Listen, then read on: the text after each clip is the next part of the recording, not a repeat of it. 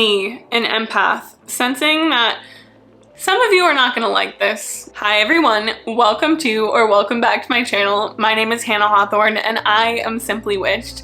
And today's video is going to be a doozy. Where to begin with this? I feel like today's video might attract a lot of new people to my channel who might not know who I am or am familiar with the content that I make. So I want to begin by telling you a little bit about myself as it is pertinent to today's topic, which is, as you can tell by the title, Witchtok. Witchtok is the community of witches on TikTok, and it's the hashtag that we use to tag our content and interact with one another. I would consider myself an elder of the platform, not because I feel like I know better than anyone, I certainly don't, but just because I have been there a long time. When will they let me leave? I posted my first TikTok in July of 2022. No. Yeah, I haven't posted one yet, but I just thought I would make a massive commentary video on it. No, okay. I posted my first TikTok in July of 2020. So coming up on 2 years now I've been on the platform, which isn't that long in terms of like, I don't know, all of time, but it is before TikTok really blew up and became the mainstream thing it is today. So I've been on the app to see its progression as it's grown, and grown it has. At the time of filming this, there are 25 billion videos under the Witchtok hashtag, which is a lot of hexing the moon. Oh, come on, I'm kidding. You're only allowed to hex the moon once as a trait. Since the very beginning of Witchtok, there's been a lot of drama surrounding the community and people have held really strong opinions about it. Initially, it was not cool to be on Witchtok, like really not cool. Is it cool now? Probably not. There was a lot of Witchtok slander on other platforms like Instagram, Twitter, and YouTube. A lot of occultists on other platforms are like, Witchtok is dumb, Witchtalkers are stupid, don't get your information there. Get your information here, on my Instagram. This is a hilarious phenomenon that I have seen happen over and over and over again. Back in like 2014, there was Witch Blur. People still use this, but it was essentially the Tumblr version of Witchtok, and people did the same thing. And then the witchcraft community moved to Instagram and they began to rise under the name hashtag witches of Instagram. And pretty soon Instagram witch was like a dirty word to call someone. And I'm sure in the future there will be another platform to emerge and witches will gravitate there and begin to share their practice, and this whole cycle will repeat over. Or, which might be a better decision, hear me out, we can collectively agree to stop this pattern because it's just silly. What all of these situations have in common is age. Typically, the older platform has an older demographic, let's say Instagram, and the younger platform, in this case TikTok, has a younger demographic, and the group of older people just belittle the group of younger people. Instead of addressing the very real issues within the occult community like cultural appropriation or misogyny, we just blame all of these problems on a platform like Witchtok or whatever it is at the time and pretend that they go away, but they don't. Making blanket statements like Witchtok is bad simply isn't true because there is misinformation all over the internet. Like I said, age really does play a large factor here because the demographic of TikTok is so young, especially at the beginning. Many of the creators and especially the viewers on the app were minors, literal children, and there were all these adults on other platforms like Instagram just dogging on these young people. And let me tell you, as an adult, I think it is so weird to be hypercritical of young people just trying to figure out their spiritual beliefs, and that kind of gatekeeping is gross. And because of this, the kind of conversation that surrounded Witchtok was just off.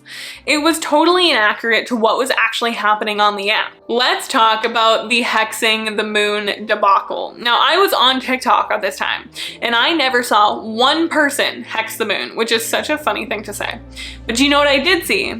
Hundreds of people on other platforms complaining about the stupid teenagers that hex the moon on TikTok. The people who are making it their full-time job to complain about TikTok at this time weren't even on the app. And sure, maybe one person would make a video saying something outlandish like they were hexing the moon, and then the next day everybody would be screaming that everyone on TikTok was hexing the moon. It was giving boomer. It was very much giving baby boomer. Eventually though, this did lead to some really good conversations because a lot of Witchtalkers, myself included, were like, if you hate Witchtok so much, instead of just complaining about it and you think it's so detrimental to the occult community, why don't you come over here and make content?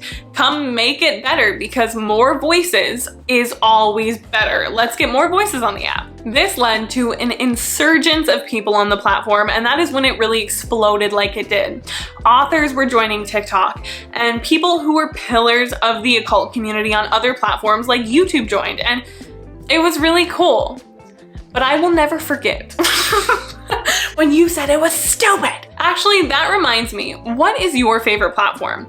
For me, it is YouTube, TikTok, and Twitch. I barely use Instagram anymore. I only log on to post. I actually have to force myself to scroll on Instagram if I want to keep up with what my mutuals and my friends are doing. Whereas on TikTok, I don't have to do that. I love TikTok. TikTok is not as curated as Instagram, and people aren't being hyper-focused on how they want to be perceived on TikTok, and I think that is why it has taken off the way it has. In general, witchcraft can be really intimidating.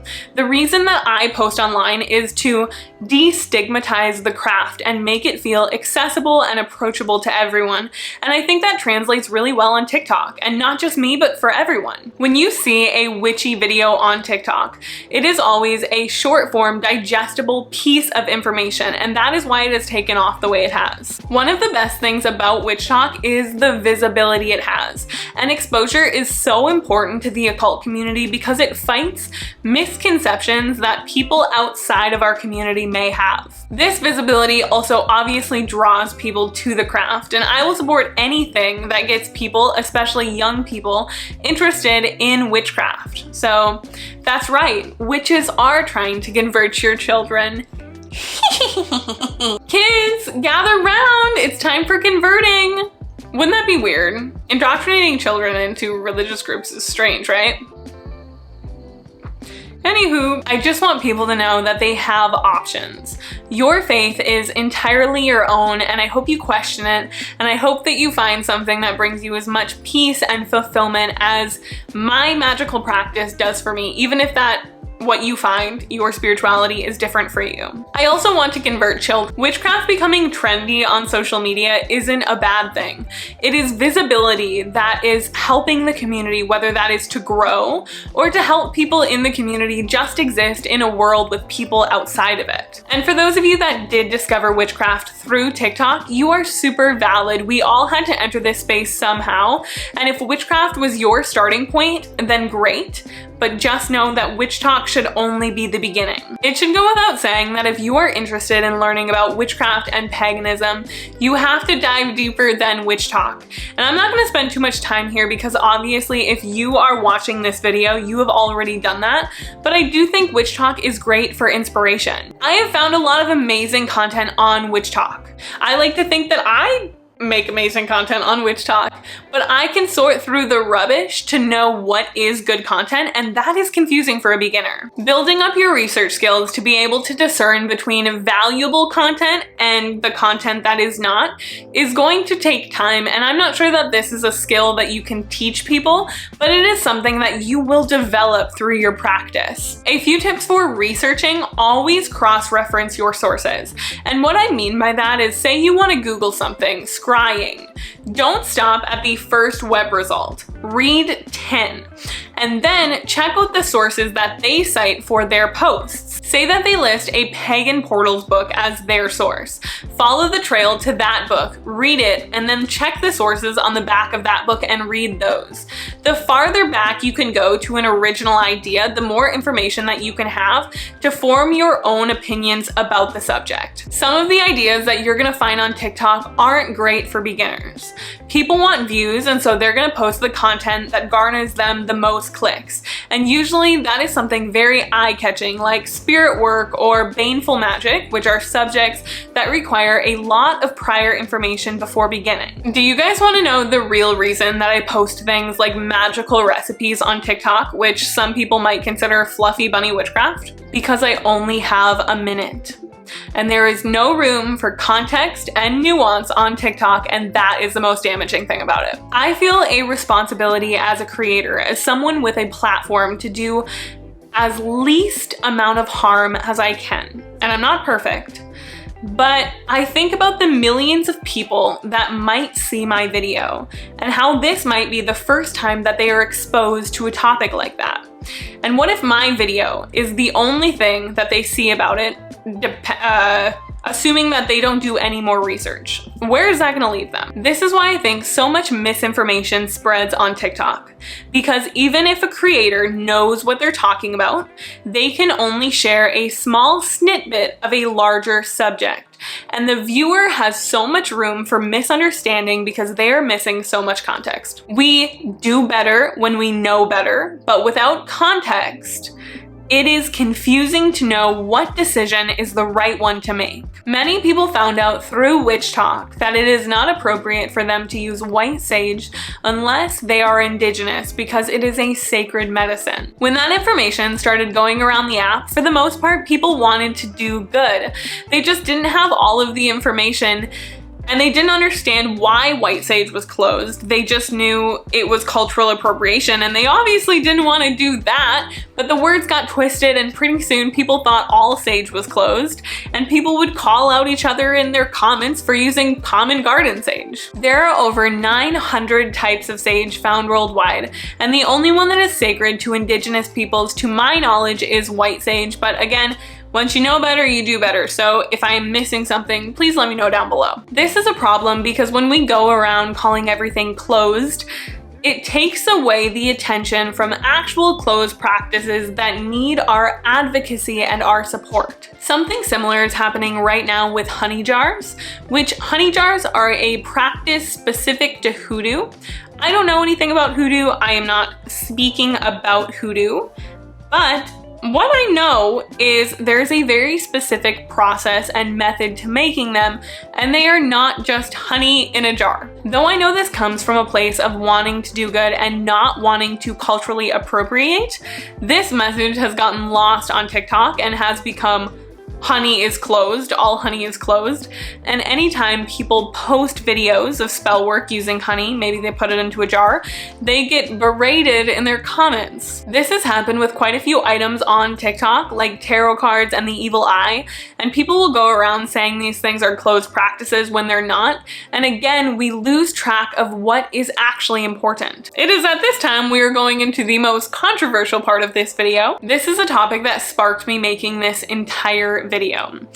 It is something that has been on my mind since I began TikTok, because it is a subject that is very different on TikTok in comparison to how I have ever seen it portrayed on other social medias, in literature. The reason that I decided to make this video right now is because there is another wave of discourse going around TikTok about this subject, and I think that it is very dangerous. So we are going to talk about it. The last topic that I want to talk about in this video is deities. There was a quote in the last book I read that said, "Divinity presents itself to a person in whichever way makes the most sense to them. However you perceive deity is valid. There's no right or wrong way." And I try to look at this through all perspectives. My Libra moon, she's kicking in, save me. This is something that I have struggled with a lot. I am a pantheist, for those of you that don't know. So I believe that deities are personifications of nature and not conscious beings.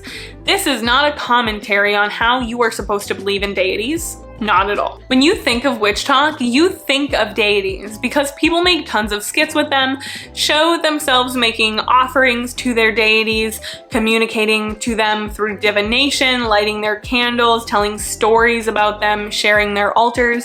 They're everywhere. And I have seen a few problems arise with that. People think that they need to work with deities or even believe in them, and you don't have to do either, and you're totally valid. Recently in my Discord, someone commented in our deity work channel and said, hey, I'm really trying to figure out who my deities are and who I should work with.